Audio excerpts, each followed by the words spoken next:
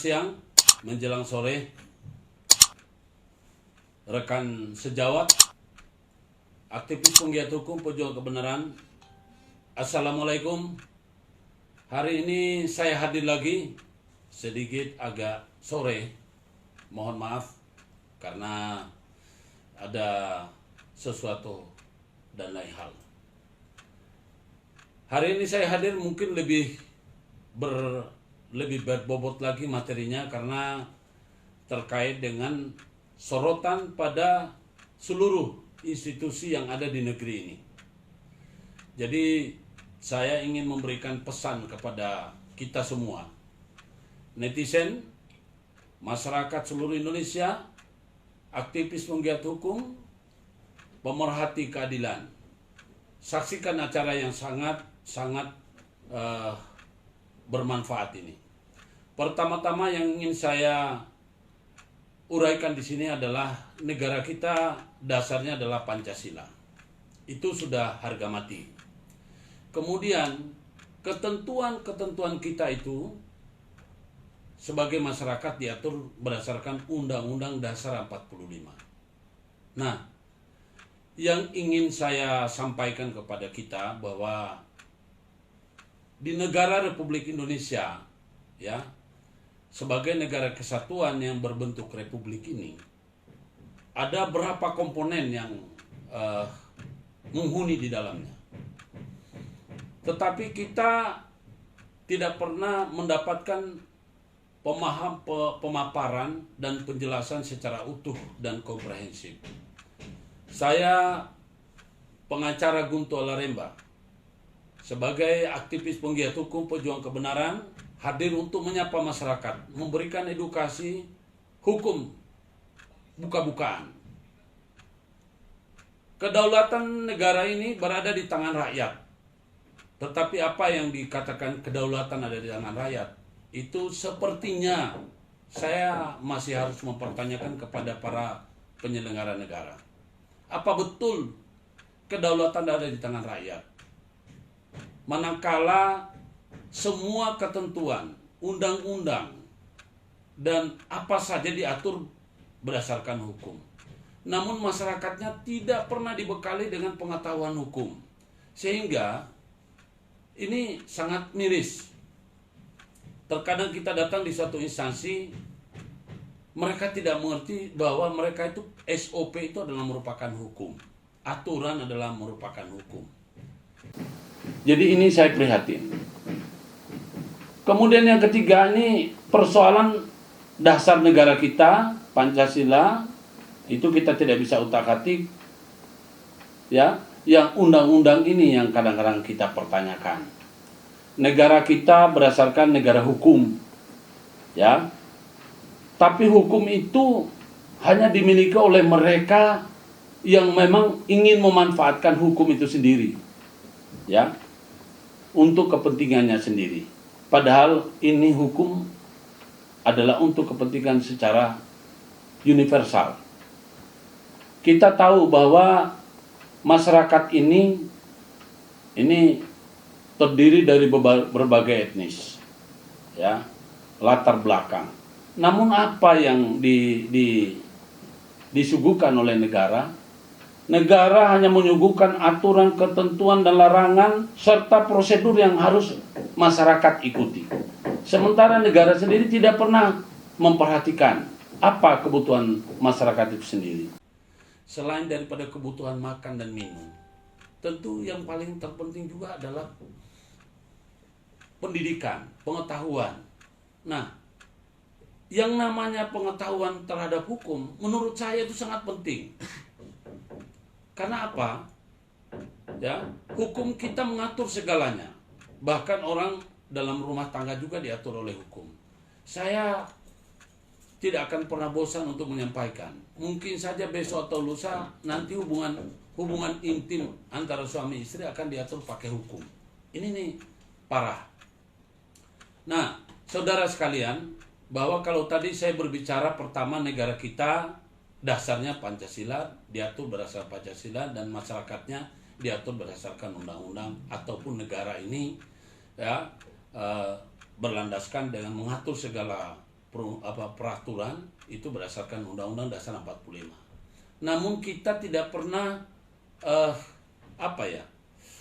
kalau namanya negara Indonesia, negara kesatuan yang berbentuk republik, maka tolonglah susun secara komprehensif segala bentuk aturan.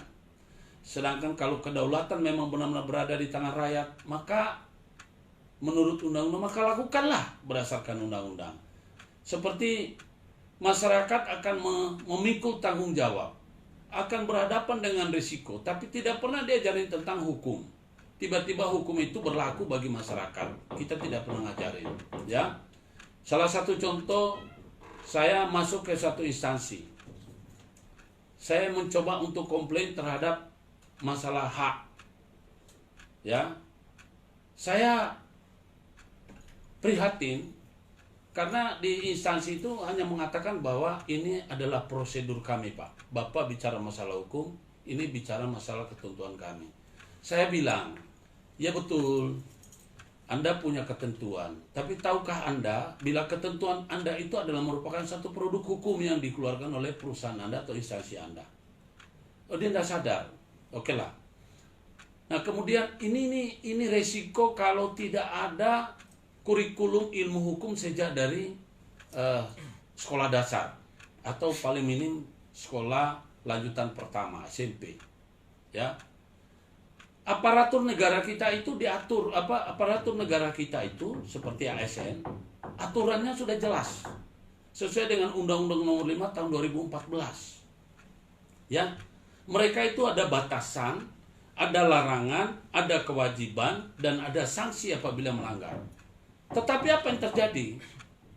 Aparatur negara, ya, aparatur sipil negara itu bekerja saja kayak robot, ya. Mereka tidak sadar ataupun tidak mengerti tentang hukum. Mana mungkin, ya, aparatur negara bekerja berdasarkan undang-undang untuk melayani masyarakat tidak mengerti hukum, ya, atau aturannya sendiri. Taruhlah hukum apa yang mereka maksud? Mereka nggak ngerti bahwa aturan yang ada, yang berlaku di dalam instansi mereka itu adalah merupakan produk hukum. Mereka nggak ngerti. Kemudian kepolisian ini yang saya sangat prihatinkan, Pak, saudara sekalian netizen dan seluruh rekan sejawat. Masyarakat ini, ya, dikelilingi oleh aparatur sipil negara. Kepolisian Negara Republik Indonesia, Kejaksaan Republik Indonesia, Hakim, ya. Itu 4 instansi itu punya apa? Punya kewenangan. Aparatur negara itu kalau dia tidak tanda tangan, maka apa yang kita butuhkan tidak bisa. Sedangkan mereka itu tidak cerdas, tidak cakap. Polisi punya kewenangan untuk menahan, menangkap, memenjarakan orang. Tapi dia tidak ngerti hukum. Ya, demikian juga dengan jaksa. Jaksa dia punya kewenangan, ya, untuk memproses, menyidangkan atau menuntut, mendakwa orang, tapi nggak ngerti hukum. Lebih-lebih hakim. Mohon maaf, beribu maaf. Saya bukan orang pintar, tapi dalam kesempatan ini saya ingin katakan kepada masyarakat, berhati-hati. Mulai sekarang Anda harus belajar hukum. Kepada teman-teman lawyer, para pengacara, ya, sadarlah kawan bahwa ternyata aparatur negara itu tidak pintar. Begitu juga polisi tidak semuanya pintar. Kejaksaan tidak semuanya pintar. Hakim apalagi. Sedangkan mereka diberi kewenangan oleh undang-undang untuk melakukan upaya paksa. Jadi aparatur negara diberikan kewenangan untuk mengiyakan, misalnya kepala desa atau lurah, kalau dia tidak tanda tangan bisa nggak keluar KTP? Tidak bisa. Ini yang harus diperhatikan. Nah, sedangkan mereka itu sudah punya sumpah dan janji. Jadi saya ingin mengatakan kepada masyarakat, tidak ada lagi istilah toleransi. Mulai dari sekarang kita harus belajar hukum. Karena ternyata, maaf, ya, itu ASN, PNS, polisi, jaksa dan hakim tidak pintar, tidak cerdas. Mereka sangat mengancam keselamatan masyarakat. Karena kenapa? tidak ngerti hukum. Mana mungkin, ya? Kita tahu bahwa hukum itu diatur, ada namanya kalau hukum bicara hukum. Padahal aturan semua adalah hukum. Hukum yang berdasarkan hukum adalah diatur sesuai dengan KUH pidana, KUH perdata, kemudian hukum tata usaha negara.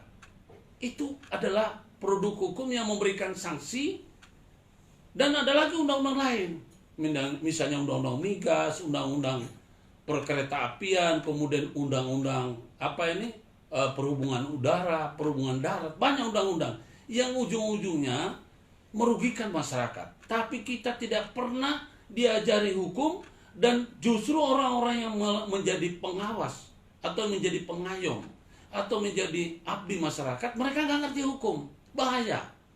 Salah satu contoh, saya pernah jadi terdakwa oleh polisi yang bodoh, ya, oknum polisi maksudnya. Saya pernah jadi terdakwa, ya, saya pernah jadi didakwa oleh oknum jaksa yang bodoh. Saya pernah mengajukan suatu laporan, kemudian diproses oleh oknum hakim yang bodoh. Atas nama Kantor Proteksi Perlindungan Hukum Mahkamah Kebenaran, dalam memberikan edukasi kepada masyarakat, saya tidak segan-segan untuk mengatakan bahwa aparat penegak hukum kita atau aparatur negara yang diberi kewenangannya itu berdampak kepada masyarakat. Mereka nggak ngerti hukum. Ini mohon kepada Bapak Presiden Joko Widodo, Bapak Mahfud MD dan Ibu Puan Maharani, serta Pak Bambang, ya, Pak Bambang itu Ketua MPR. Tolong ini diperhatikan omongan saya. Mohon ada namanya koreksi. Negara kita negara hukum. Negara kita negara berdaulat. Negara kita negara kesatuan. Kedaulatan itu ada di tangan rakyat. Tolong buktikan, tunjukkan bahwa benar-benar kedaulatan ada di tangan rakyat. Ya, jangan membodohi masyarakat. Kita tahu, ya, tidak ada satupun yang menginginkan hal seperti ini. Tapi faktanya, ya, saya ingin memesankan kepada Bapak Ketua Mahkamah Agung, ya, tolong Pak, dalam kesempatan ini saya ingin supaya namanya majelis hakim yang di Pengadilan Negeri Sidoarjo namanya Pak Eko, tolong diperiksa, ya. Kemudian Pak Ridwan yang menangani perkara saya yang saya ajukan itu tolong diperiksa, karena mereka lah itu yang menempatkan saksi ahli yang tidak pernah dihadirkan di pengadilan. Kalau mereka tidak pernah diperiksa dan mereka tidak pernah diberikan sanksi, saya akan bersuara terus. Kemudian tolong juga Pak, ya, Ketua Mahkamah Agung, itu Hakim Agung yang merubah perkara yang kami ajukan kasasi. Kami ajukan kasasi itu dalam perkara pidana biasa, PID B. Ternyata ternyata putusannya yang turun adalah PIDSUS. Saya ingin supaya semua orang yang bekerja itu harus sesuai dengan ketentuan. Nah, ini mereka nggak pakai ketentuan tapi nggak pernah mendapatkan sanksi. Itu. Lalu tolong diperiksa itu Ketua Pengadilan Negeri Sidoarjo yang pernah melaporkan saya, ya. Dan saya sekarang sedang menunggu giliran akan berhadapan di pengadilan. Saya jadi tersangka atas laporan adanya adanya pelanggaran Undang-Undang ITE. Saya tunggu. Pelanggaran Undang-Undang ITE pasal 27 ayat 3 itu adalah fitnah dan pencemaran nama baik. Saya bagaimana mungkin dituduh memfitnah padahal buktinya sudah jelas. Hakim ini curang. Bukannya Ketua Pengadilan Negeri Sidoarjo itu memanggil hakim dan meneliti apa yang atau mengundang saya untuk menanyakan. Tapi malah dilaporkan ke polisi. Saya nggak takut. Ya, saya pengacara Guntur Laremba. Justru mulai dari sekarang saya ajak masyarakat untuk berani. Ya, ketika tidak benar. Lalu kepada Kepolisian Negeri, kepada Kepolisian Negara Republik Indonesia, Bapak Idam Aziz. Saya putra daerah dari Sulawesi Tenggara. Saya bukan ini rasis, bukan. Mohon diperiksa itu kasat yang bernama Haris, kasat kasat dari Polres Sidoarjo. Dia itu sangat getol mengkriminalisasi saya. Ya, mulai dari terhadap pelanggaran terhadap undang-undang Sisiknas yang sudah disidangkan dan saya bebas murni. Itu juga ada kanitnya bernama Heri kalau tidak salah. Lalu penyidiknya bernama Junaidi. Nah, tolong diperiksa itu, Pak. Kemudian selanjutnya penyidik daripada Hafid. Nah, saya lupa kalau bukan penyidik. Kanit bernama Hafid di Polres Sidoarjo. Saya tujukan ini, saya memang sedang memberikan pembelajaran kepada masyarakat dan sekaligus saya menyampaikan itu. Mohon, selama kepolisian belum menuntaskan, saya sudah mengadu ke Propam. Tapi apa hasilnya? Jadi saya mengadu ke Propam, ya sampai sekarang nggak ada hasilnya, diam-diam saja. Kita punya pengaduan nggak pernah dibalas. Propam Polda Jatim saya sudah mengajukan. Jadi kalau saya sampai menginformasikan ini bukan karena hoak, tapi memang ada faktanya dan belum ada tindakan. Mestinya Kepolisian Negara Republik Indonesia kalau mau menegakkan hukum, tolong jangan melanggar hukum. Ya, yang namanya Haris itu sebagai kasat di Polres Sidoarjo waktu itu bersama dengan kanitnya Heri lalu penyidiknya adalah Junaidi. Mereka menggunakan ijazah fotokopi saya, dilegalisir ke universitas saya tanpa membawa aslinya. Ya, ini apakah itu pembenar atau pelanggaran? Kemudian saya juga minta kepada Jaksa Agung untuk memeriksa orang-orang yang seperti jaksa di Kejaksaan Tinggi Jawa Timur, namanya Nizar sama Novan. Ya, mereka itu harus diperiksa. Tolong diperiksa. Kalau mereka tidak diperiksa, saya ini adalah penggiat hukum, pejuang kebenaran. Begitu juga Jaksa Gatot, ya, katanya Kasipidum Polres Sidoarjo.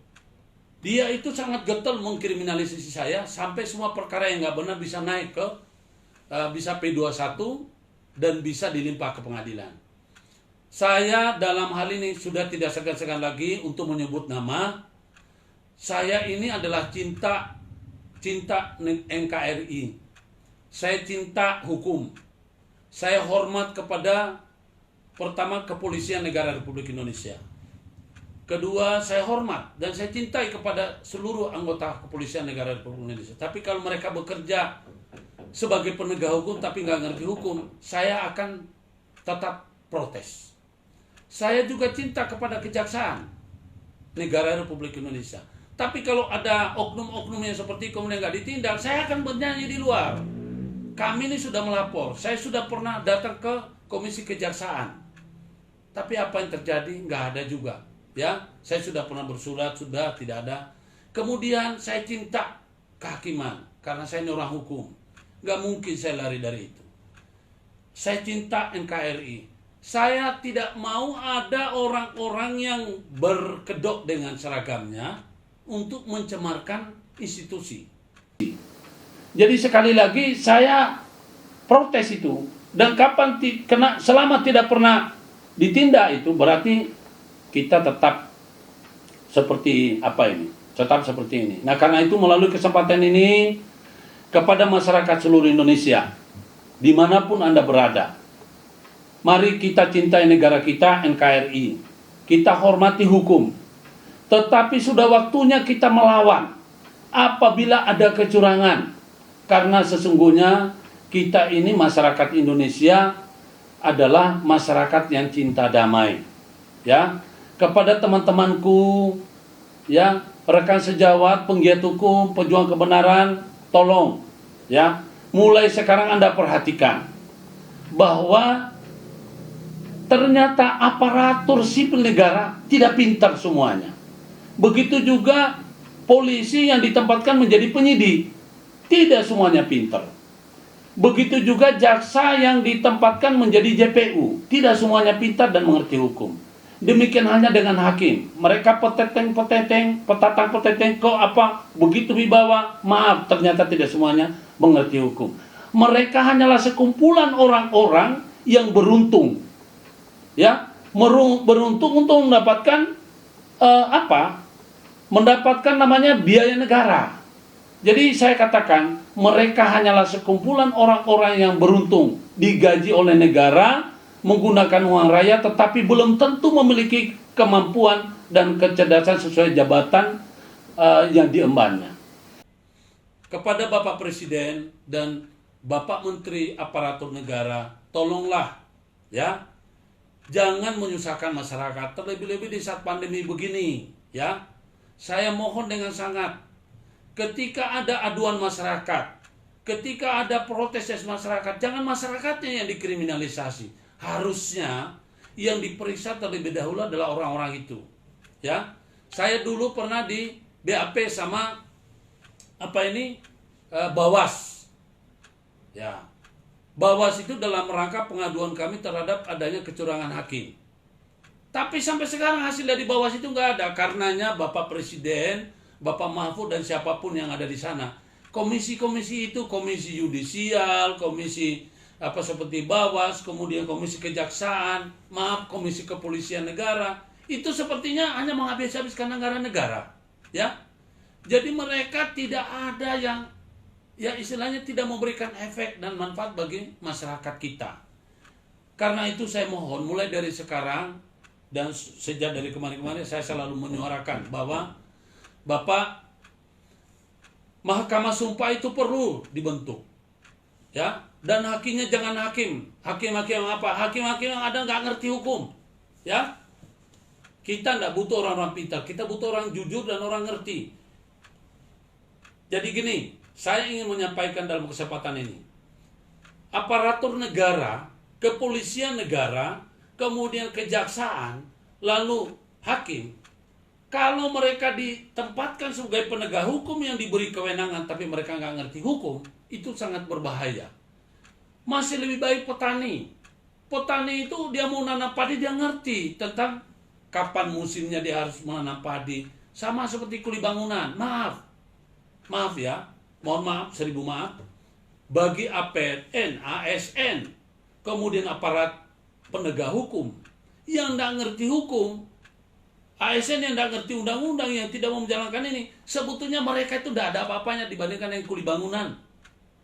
Kuli bangunan lebih pintar. Coba lihat, dia tahu berapa campurannya semen, pasir, ya. Mereka tahu bagaimana ngecek.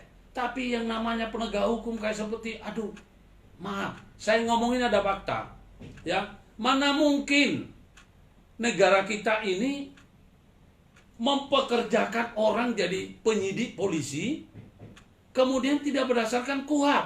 Padahal kita tahu KUHP itu sesuai dengan bab 2, ruang lingkupnya berlaku untuk berlaku untuk melaksanakan tata cara peradilan, ya. Kemudian bab 3, dasar peradilan itu, ya, dilakukan menurut KUHP.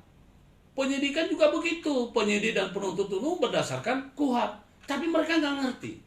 Karenanya saya tunggu, Pak. Maaf, Pak. Silakan Bapak lanjutkan perkara saya menunggu.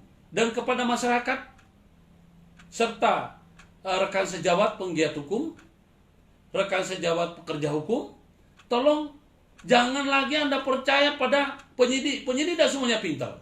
Ternyata mereka nggak cerdas. Masyarakat sudah harus membaca KUHP sebaik-baiknya, supaya kita lebih pintar daripada penyidik.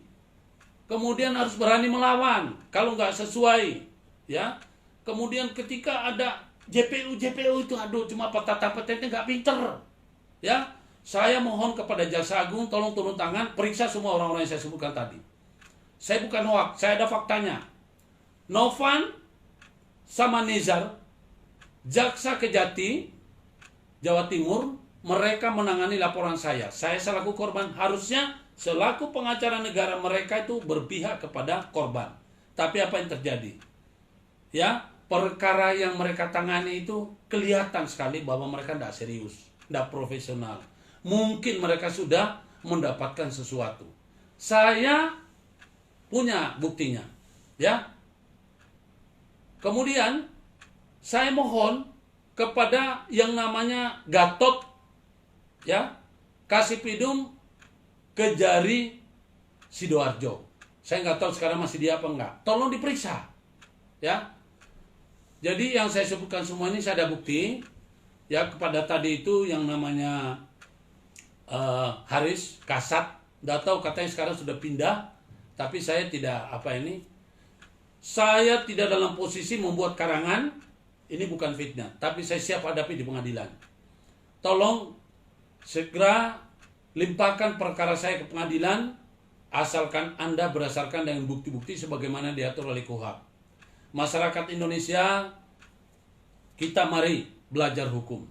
Saya bersedia untuk memberikan pemahaman kepada kita semua. Ini ternyata setelah saya telusuri berdasarkan fakta-fakta, ya itulah tadi. Jadi para advokat, penegak hukum, sudah gak usah terlalu percaya pada penyidik. Penyidik ternyata tidak semuanya pintar ngerti hukum. Kemudian gak usah terlalu percaya pada semua jaksa. Ternyata tidak semuanya jaksa pintar mengerti hukum. Ya bodoh. Kemudian juga gak usah terlalu percaya pada hakim. Ya, ternyata tidak semuanya hakim pintar mengerti hukum. Harusnya hakim itu harus ahli hukum. Ternyata aduh pelangap-pelongo. Saya Guntur Alareba, ya, aktivis penggiat hukum pejuang kebenaran, dalam rangka memberikan edukasi kepada masyarakat. Saya mungkin agak sedikit ekstrim. Karena apa? Saya mengalami dikriminalisasi, ya, dan saya tidak akan pernah berhenti selama ini yang mereka sampaikan, selama yang saya sampaikan ini tidak pernah mendapatkan respon. Mohon maaf apabila ada pihak-pihak yang tersinggung. Saya tidak dalam posisi menyinggung institusi ataupun orang lain yang saya makanya sebutkan tadi namanya, supaya institusi itu tidak tersinggung, ya. Kalau orang itu memang tersinggung, silakan dia laporkan, dia proses hukum, saya tunggu, ya. Saya tidak mau menyinggung. Jadi saya cinta kepada kepolisian, saya cinta kepada kejaksaan, dan saya cinta kepada kehakiman, ya. Karena kenapa? Saya tahu semuanya bekerja sesuai undang-undang, ya. Jadi tolonglah, ya, saya ngerti undang-undang kejaksaan nomor 16 tahun 2004, kehakiman undang-undang 48 tahun 2009, ya. Itu semuanya sudah jelas, ada aturannya di sana. Jadi sekali lagi mohon maaf, beribu maaf, ya, atas ucapan saya. Apabila ada yang sangat tersinggung, kecewa, saya sekali lagi tidak bermaksud untuk menyinggung Anda, tapi saya ingin membukakan fakta kebenaran. Masyarakat harus berani dan harus sadar bahwa negara kita negara hukum, tidak berlaku hanya untuk masyarakat, tapi berlaku bagi siapa saja. Wabillahi taufiq wal hidayah. Wassalamualaikum warahmatullahi wabarakatuh. Salam kebenaran, salam kebenaran, salam kebenaran. Equality before the law. Ikuti video saya selanjutnya. Terima kasih. Wassalamualaikum warahmatullahi wabarakatuh.